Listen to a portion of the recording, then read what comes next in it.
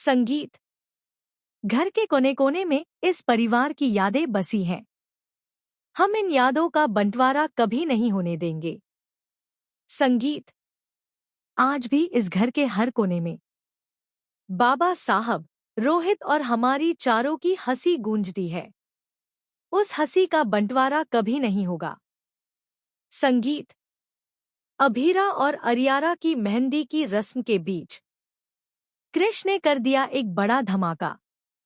Star plus के show रिश्ता क्या कहलाता है में एक तरफ मेहंदी की खुशियां चल रही हैं, सब लोग नाच गा रहे हैं। अभीरा और अरमान शानदार डांस परफॉर्मेंस दे रहे हैं, लेकिन दूसरी तरफ कृष अपनी खतरनाक चाल चल रहा है।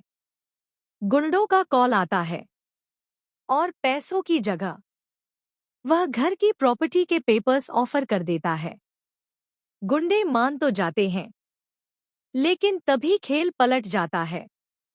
प्रॉपर्टी के पेपर्स अचानक गायब हो जाते हैं और कृष के होश उड़ जाते हैं।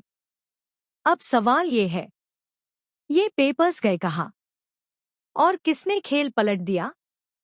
ऐसे ही डेली ड्रामा अपडेट्स और लेटेस्ट प्रोमो एपिसोड्स के लिए हमारे चैनल सीरियल टूर को सब्सक्राइब करें और ड्रामों की दुनिया से जुड़े रहें।